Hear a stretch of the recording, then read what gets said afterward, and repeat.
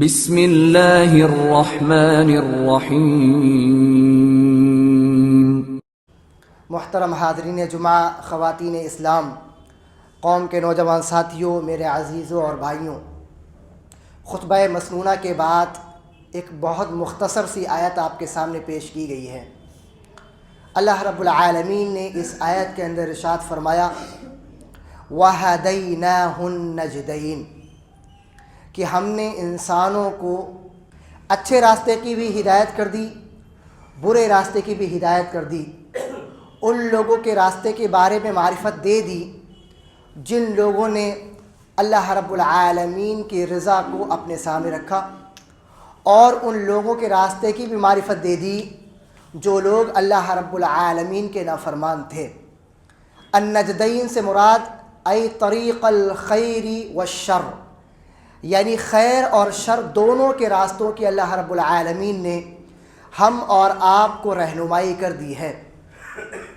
ہم اور آپ جانتے ہیں کہ ہم تمام کے تمام انسان گناہ کرتے رہتے ہیں، اور گناہ یہ ہماری زندگی کا یوں کہہ لیجئے ایک لازمی حصہ بن گیا ہے۔ ہم اور آپ صبح سے لے کر شام تک ہر سانس کے بدلے اللہ رب العالمین کی نافرمانیاں کرتے رہتے ہیں۔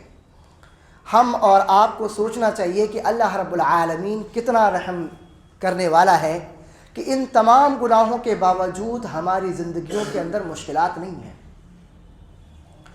اللہ رب العالمین نے ہم اور آپ کو رزق دیا ہے، ہم کو فاقے نہیں کرنے پڑ رہے ہیں۔ اللہ رب العالمین نے ہم اور آپ کو کاروبار دیے ہیں، ہم کو کسی کے سامنے دست محتاج پھیلانا نہیں پڑ رہا ہے، محتاجگی کی زندگی ہم اور آپ نہیں گزار رہے ہیں۔ اللہ رب العالمین نے ہم اور آپ کو اولادیں دی ہیں جن اولادوں کو دیکھ کر ہم کو یہ لگتا ہے کہ یہ بڑھاپے میں ہمارا سہارا بنیں گی، اس کے باوجود ہم گناہ کرتے رہتے ہیں، مسلسل کرتے رہتے ہیں۔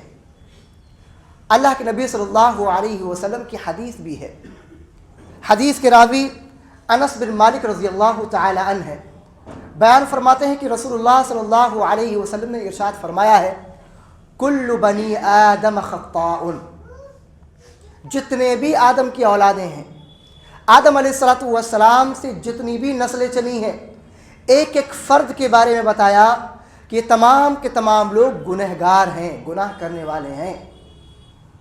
اگر کوئی آدمی ہم اور آپ میں سے کھڑا ہو اور وہ یہ کہے کہ ہم گناہ نہیں کرتے ہیں تو وہ پکا جھوٹا ہے۔ آج ہمارے یہاں کچھ لوگ ایسے ہیں جو ولیوں کی طرف اس طرح کی نسبت کرتے ہیں جن کو انہوں نے ولی سمجھ رکھا ہے کہ ان سے کوئی گناہ سرزد نہیں ہوا ہے، لہذا اب ان کی زبان سے جو نکل رہا ہے وہ عین شریعت ہے۔ ہمارا امام ہے، ہمارا ولی ہے، ہمارا عالم ہے، ہمارا جو ہے ایک اسکالر ہے، لہذا اس کی زبان سے غلط نہیں نکل سکتا، اور ہم نے ان کی زبان سے نکلنے والے الفاظ کو دین سمجھ رکھا ہے۔ ہم نے کہا کہ ہمارے امام نے جو بات کہی ہے وہ دین ہے، ہمارے عالم نے جو بات کہی ہے وہ دین ہے، ہماری مرضی کے اسکالر نے جو بات کہی ہے وہ دین ہے۔ ایسا نہیں ہے۔ ہم اور آپ کو یہ بات سامنے رکھنی چاہیے کہ ہر آدم کی اولاد گنہگار ہے، اس سے گناہ ہوا ہے، اس سے خطائیں ہوتی ہیں، اللہ رب العالمین کی نافرمانیاں بھی ہوتی ہیں۔ یہ مقام اللہ رب العالمین نے اس پورے روئے زمین میں صرف ہم تمام کے سردار جناب محمد الرسول اللہ صلی اللہ علیہ وسلم کو دیا ہے کہ ان کی زبان سے جو نکلا وہی صداقت ہے۔ ان ہوا الا وحی یوحی، کیونکہ نبی صلی اللہ علیہ وسلم کی زبان سے نکلنے والے الفاظ ان کی اپنی مرضی کے مطابق نہیں ہوتے ہیں، اللہ رب العالمین کی وحی آتی ہے، اشارہ ملتا ہے، اللہ رب العالمین رہنمائی کرتا ہے، اور پھر رسول اللہ صلی اللہ علیہ وسلم اپنی زبان سے کوئی لفظ، کوئی جملہ اور کوئی بات نکالتے ہیں۔ یہی وجہ ہے کہ نبی صلی اللہ علیہ وسلم کی زبان سے نکلنے والا ایک ایک لفظ شریعت ہے، اور یہ مقام اگر ہم اور آپ کسی اور کو دیں تو اس میں اللہ رب العالمین کے خلاف ہم نافرمانی کر رہے ہیں، اللہ کی شان میں گستاخیاں کر رہے ہیں، اور جناب محمد الرسول اللہ صلی اللہ علیہ وسلم کی شان میں بھی گستاخیاں کر رہے ہیں مرا۔ کیوں؟ کیونکہ اللہ رب العالمین نے نبی صلی اللہ علیہ وسلم کی اطاعت کا حکم دیا ہے، اور یہ مقام اللہ رب العالمین نے نبی کو دیا ہے۔ اگر ہم نبی کے اس مقام کو کسی اور کو دے دیتے ہیں تو یہ اللہ رب العالمین کے خلاف جانا ہوا، اور اگر ہم نے کسی اور کی بات کو نبی کی بات کے سامنے لائے تو ہم نے نبی صلی اللہ علیہ وسلم کی جو عزت، جو مقام ہے، اس کو نیچے کر دیا۔ لہذا اگر کوئی انسان اللہ رب العالمین کی بات کے سامنے، جناب محمد الرسول اللہ صلی اللہ علیہ وسلم کی بات کے سامنے دنیا کے کسی بھی پیر، کسی بھی ولی، کسی بھی امام، کسی بھی اسکالر اور کسی بھی انسان کی بات کو لاتا ہے تو ایسا شخص گمراہ ہے، ایسا شخص اللہ اور اس کے رسول کا نافرمان ہے، ان کے مقام اور ان کی عزت کے اندر ڈاکہ ڈالنے والا ہے۔ یہ ہم اور آپ کو اپنے ذہن میں یہ بات بٹھا لینی چاہیے۔ ہمارے یہاں معاملہ کیا ہوتا ہے؟ معاملہ ہوتا ہے کہ ہمارے امام نے بتایا ہے، اتنے بڑے امام جھوٹ تھوڑی نہ بولیں گے، اتنا بڑا ولی جھوٹ تھوڑی نہ بولے گا۔ کون کہہ رہا ہے کہ جھوٹ بول رہے ہیں؟ نبی صلی اللہ علیہ وسلم نے بتا دیا، کل بنی آدم خطاء، ہر انسان سے غلطی ہوتی ہے۔ یہ میں نہیں کہہ رہا ہوں، یہ وہ ذات کہہ رہی ہے جس کے بارے میں اللہ تعالیٰ نے فرمایا ہے کہ ان کی زبان سے نکلنے والا ایک ایک لفظ شریعت ہے۔ آخری بات، ہم اور آپ کو دنیا کے معاملات میں جس کی بات کو آخری ماننا چاہیے وہ ذات جناب محمد رسول اللہ صلی اللہ علیہ وسلم کی ہے۔ اپنے معاملات میں، اپنے جھگڑوں میں، اپنے تمام اوامر میں اگر آخری بات کسی کی ہوگی تو وہ جناب محمد رسول اللہ صلی اللہ علیہ وسلم کی ہوگی۔ اگر کوئی امام کوئی بات آپ کو بتا رہا ہے، آپ کو اللہ رب العالمین نے یہ حق دیا ہے کہ عزت کے دائرے میں رہتے ہوئے آپ اس بات کی تصدیق کریں، آنکھیں بند کر کے نہ مان لیں۔ آپ کو تو یہ ہونا چاہیے تھا کہ آپ کو خود اس بات کا علم ہونا چاہیے تھا جو بات آپ کو بتائی جا رہی ہے۔ آج افسوس کا مقام ہے کہ ہم اور آپ کو نمازوں کا طریقہ نہیں پتا، نمازوں کی دعائیں نہیں پتا، آدھی دعائیں کھائے بیٹھے ہیں، اور جو دعائیں یاد ہیں وہ ناقص ہیں۔ جو چیز شریعت میں ہے نہیں اس کے بارے میں سوال کیا جا رہا ہے، امام صاحب ہمارے ہاں یہ ہوتا ہے، آپ کے ہاں یہ کیوں نہیں ہوتا ہے، حالانکہ وہ شریعت کا کوئی حصہ نہیں ہے۔ یہ سوالات اس طرح سے ہوتے رہتے ہیں۔ اگر کر دیا جائے تو غلط کیا ہے؟ غلط ہے۔ شریعت میں جو چیز بتا دی گئی عبادات کے معاملات میں، جو عبادات کا طرز ہے، جو عبادات کا راستہ ہے، جو چیز عبادت کے روح سے بتا دی گئی، اس میں کسی بھی طرح کا اضافہ یہ اس عبادت کو بھی مردود کر دیتی ہے، اور اگر اصرار کے ساتھ میں کیا جائے تو یہی بدعت ہے۔ میں بار بار اس بات کی مثال دیتا ہوں۔ ایک آدمی ہے جو نماز پڑھنے آیا ہوا ہے، نماز کے اندر رکوع ایک مرتبہ ہوتا ہے رکعت کے اندر۔ اگر اللہ رب العالمین کے لیے ایک آدمی ایک رکوع کا اضافہ کر دیتا ہے تو بظاہر یہ چیز ہم کو بری نہیں لگنی چاہیے۔ کیوں؟ کیونکہ رکوع کس کے لیے کر رہا ہے؟ وہ اللہ کے لیے کر رہا ہے۔ لیکن مسئلہ یہ ہے کہ یہ معاملہ، یہ جو آپ نے اضافہ کیا ہے، اس نے آپ کی اس نماز کو ختم کر دیا۔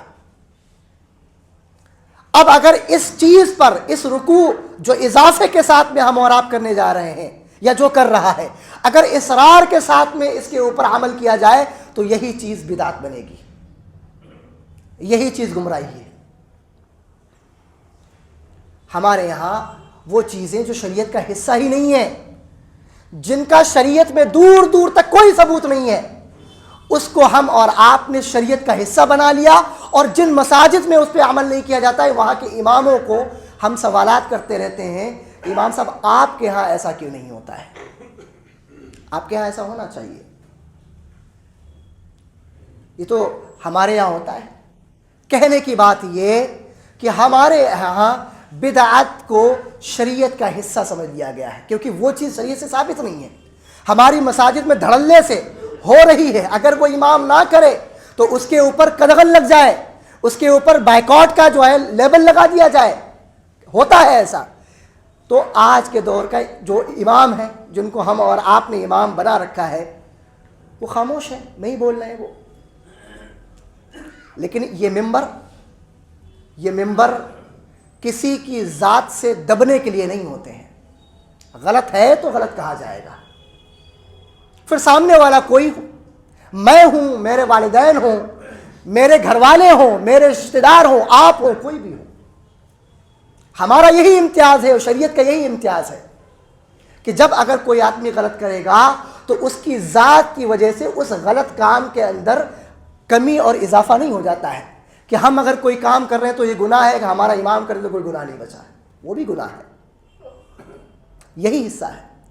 کہنے کا مطلب یہ ہے کہ اللہ رب العالمین نے بیان فرما دیا کہ ہم نے انسانوں کو صراط مستقیم کی بھی ہدایت کر دی اور ہم نے گمراہی کا راستہ بھی بتا دیا. اب یہ اس کے اختیار میں ہے کہ وہ کس کو چنتا ہے. آج ہم اور آپ گناہ کرتے ہیں اور گناہ کرتے رہتے ہیں، اور افسوس کا مقام یہ ہے کہ اتنے گناہ ہم اور آپ نے کر لیے ہیں کہ ان گناہوں کو ہم اور آپ گناہ تصور بھی نہیں کر رہے ہیں. ان گناہوں کو ہم اور آپ نے گناہ جانا بھی نہیں ہے. اب وہ اتنا یوز ٹو ہو چکے ہیں، اتنے تسلسل کے ساتھ میں، اور معاشرے کا حصہ، ہماری زندگی کا حصہ بن چکے ہیں کہ ان گناہوں کو ہم اور آپ گناہ بھی نہیں مانتے ہیں. اور یہاں سے افسوس کا مقام شروع ہوتا ہے. ایک ہوتا ہے کہ مسلمان نے ایک گناہ کیا اور اس کے دل کے اندر ایک کھٹک پیدا ہوئی، اس کے دل کے اندر کھٹکا پیدا ہوا کہ یہ ہم نے کیا، یہ گناہ تھا. اب شرمندہ ہوا اللہ رب العالمین کے سامنے. آئندہ اس نے اپنے دل میں یہ تہیہ کیا کہ آئندہ انشاءاللہ اس طرح کے گناہوں سے اپنے آپ کو بچانے کی کوشش کروں گا. لیکن افسوس کا مقام یہ ہے کہ مسلمانوں میں اب گناہ تسلسل کے ساتھ میں ہو رہے ہیں. اب ان گناہوں کو گناہ تصور نہیں کیا جا رہا ہے، اور صرف گناہ تصور نہیں کیا جا رہا ہے بلکہ اس کے اندر شرکت کو لازمی جز سمجھا جا رہا ہے کہ جہاں گناہ ہو رہا ہے اجتماعی طور پر وہاں عوام جمع ہوتی ہے، اور جو نہیں آ رہا ہے اس کو برا مانا جا رہا ہے. یعنی جو اس گناہ سے بچنے کی کوشش کر رہا ہے اس کو برا تصور کیا جا رہا ہے. ہمارے ہاں معاشرے کا حصہ ہے. اللہ کے نبی صلی اللہ علیہ وسلم نے ارشاد فرمایا، ایاکم ومحقرات الذنوب، اے لوگوں گناہوں سے بچو، اپنے آپ کو مسلسل زیادہ گناہ کرنے سے بچو.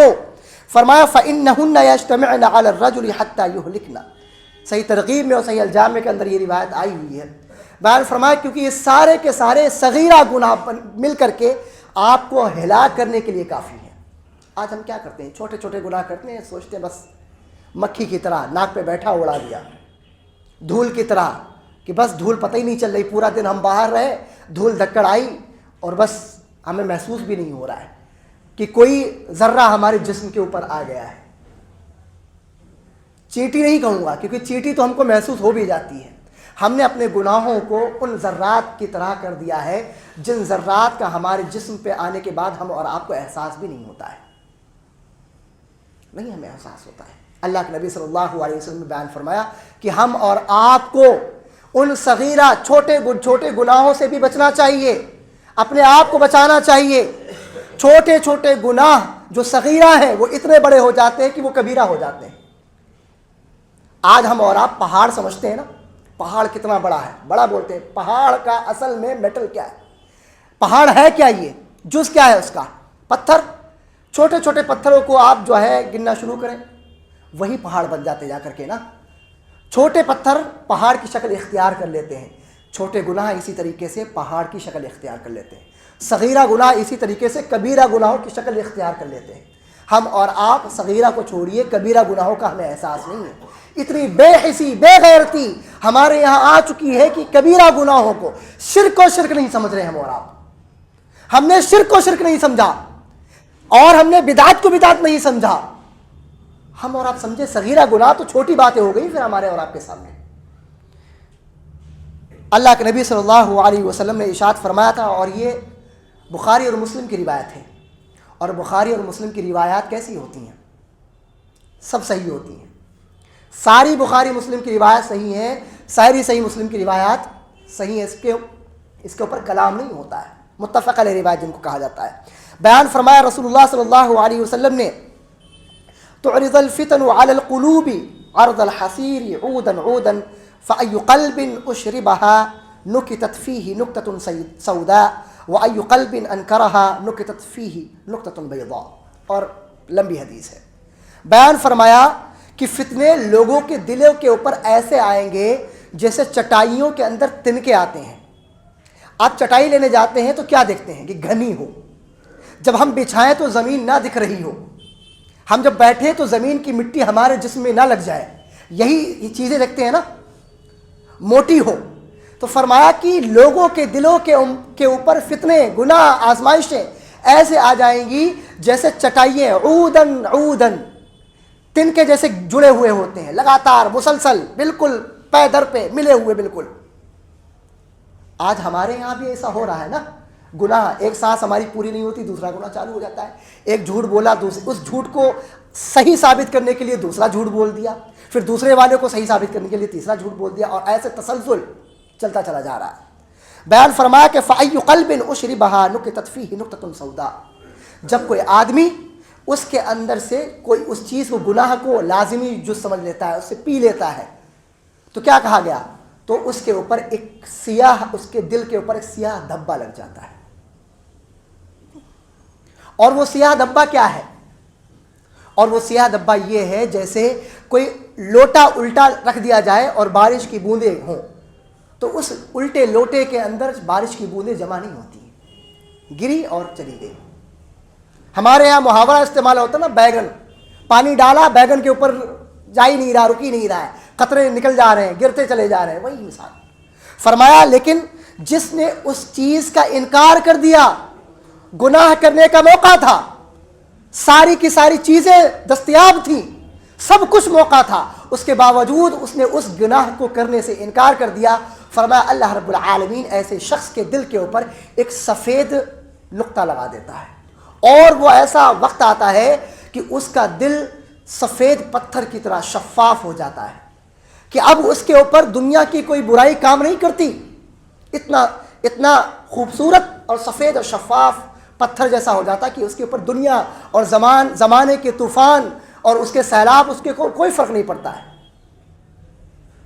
یہ ہم اور آپ اپنے آپ سے پوچھیں کہ ہمارے دل کے اندر آخری بار سفید نقطہ کب لگا تھا. سیاہ نقطے سے ہمارا دل سیاہ ہو چکا ہے. ہمارے پاس موقع تھا کہ ہم گناہ کرتے, اس کے باوجود ہم نے اپنے اس گناہ سے اپنے آپ کو بچا لیا ہو. یہ ہم اور آپ اپنے آپ سے سوال کریں, یہ موقع آخری بار کب آیا تھا ہمارے اور آپ کے سامنے؟ نہیں آیا ہوگا. ہم تو موقع تلاش کرتے ہیں گناہ کے, کہ کوئی گناہ کا موقع ملے تو ہم اور آپ کریں. ہم اور آپ جانیں ساری کی ساری چیزیں ہمارے اور آپ کے سامنے ہیں. ابھی کل 25 دسمبر گزری ہے نا, اس کے بارے میں بات ہماری ہے. شادیوں کا سیزن گزرا ہے نا, سب کو پتا ہے کہ یہ ساری چیزیں غلط ہیں. سب کو پتا ہے کہ اللہ رب العالمین کا بیٹا بنانا یہ اللہ رب العالمین کو گالی دینا ہے. اللہ رب العالمین نے فرمایا حدیث کے اندر کہ بندہ مومن ابن آدم کی اولاد مجھے گالی دیتی ہے, حالانکہ یہ مناسب نہیں تھا کہ وہ مجھے گالی دیتا. اور مجھے گالی دینا کیا ہے کہ وہ میرے لیے اولاد بناتا ہے, حالانکہ اللہ رب العالمین اس سے پاک ہے. لم یلد ولم یولد, نہ تو اس کی کوئی اولاد ہے نہ وہ کسی کی اولاد ہے. اس کے باوجود ہمارا مسلمان ایسے شرکیہ, اور یہ ایک نہیں, ایسے سینکڑوں موقع آتے ہیں کہ مسلمان اس طرح کے موقعوں میں اس طریقے سے جوش و خروش کے ساتھ میں کام کر رہا ہوتا ہے. اپنے بچوں کو اسی طریقے کی جو ہے لباس پہنا دیا. ہونا تو یہ چاہیے تھا کہ ہم اور آپ اپنے بچوں کو شرک اور توحید کے بارے میں بتاتے کہ میرے بیٹے شرک کیا ہے, میرے بیٹے توحید کیا ہے.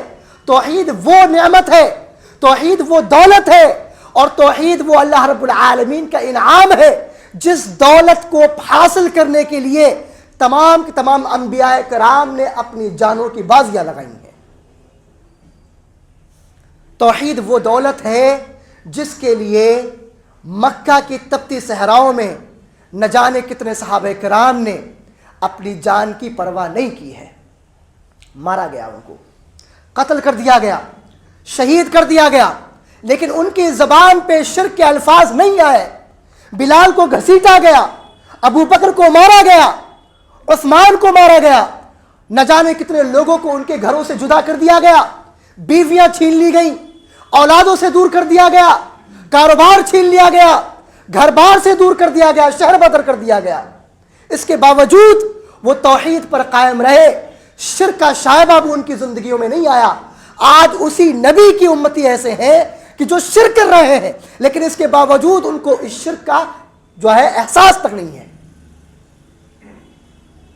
اسے نہیں پتا ہے شرک کیا ہوتا ہے, توحید کیا ہوتی. اسے یہ پتا ہے کہ کھانے کی ریسیپی کیسی ہونی چاہیے, کون سا مسالہ ڈالا جائے تو کھانے کے اندر مزہ دوبالا ہو جائے گا. رسمیں آپ کو نہیں پتا ہے, آپ جائیے ایک سے ایک رسم نکال کے دکھائیں گے آپ کو. یہ ہر چیز کا علم قرآن و حدیث کے علاوہ, ہر چیز کا علم. یہ ہم مسلمانوں کا یہ حال ہے. اللہ رب العالمین سے ہم عورت کو ڈرنا چاہیے. اللہ رب العالمین کہیں ہمارے اوپر عذاب نہ مسلط کر دے. اللہ رب العالمین ہمارے اور آپ کے اوپر عذاب نہ مسلط کر دے. اور گناہ کرتے ہیں, اور گناہ کرنے کے بعد پراؤڈلی لوگوں کے سامنے شیئر کر رہے ہوتے ہیں, بتا رہے ہوتے ہیں. ایک ہوتا ہے ایک بندہ گناہ کیا, اکیلے میں کیا, اس کا کوئی گواہ نہیں تھا, یہ بھی گناہ ہے اور اس کے لیے بھی منع کیا گیا ہے.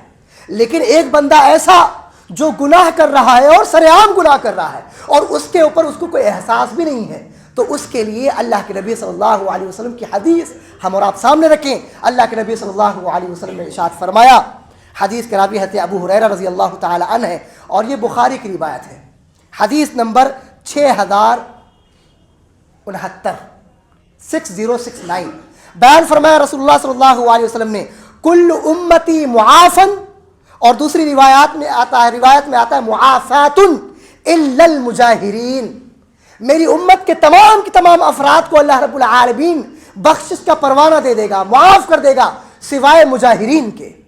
مجاہرین کون لوگ؟ فرمایا مجاہرین وہ لوگ جنہوں نے کوئی گناہ کیا, ابھی بہت سے لوگوں کو پتہ نہیں تھا, شام کو گناہ کیا, صبح لوگوں کے سامنے بتا دیا کہ میں گناہ کر کے آ رہا ہوں, یا وہ کھلم کھلا گناہ کر رہا ہے. آج ہم اور آپ کیا کرتے ہیں, سوشل میڈیا کا دور ہے نا, پراؤڈلی کیا کر رہے ہوتے ہیں, ہم نے گانا سنا, بار بار یہ میں کہتا ہوں, یہ چھوٹا گناہ نہیں ہے, یہ وہ گناہ ہے جو آپ کو جہنم تک لے کر کے جائے گا. یہ چھوٹا گناہ نہیں ہے. ہم نے کیا کیا, گانا سنا اور ہمیں گانا وہ اچھا لگا, اس کے بعد اس گانے کا ہم گئے سرچ انجن کے اندر اور ہم نے اس کا اسٹیٹس 30 سیکنڈ کا 60 سیکنڈ کا لوڈ کیا, اور اس کے بعد ہم نے اس کے واٹس ایپ اسٹیٹس کے اوپر اس گانے کو لگا دیا. اب یہ گانا جو بھی سن رہے ہیں, جو حضرات بھی سن رہے ہیں, آپ کو کیا لگ رہا ہے یہ مجاہرین میں سے نہیں ہے؟ آپ نے گناہ کیا تھا, اب اس کا اشتہار لوگوں کے سامنے کر دیا.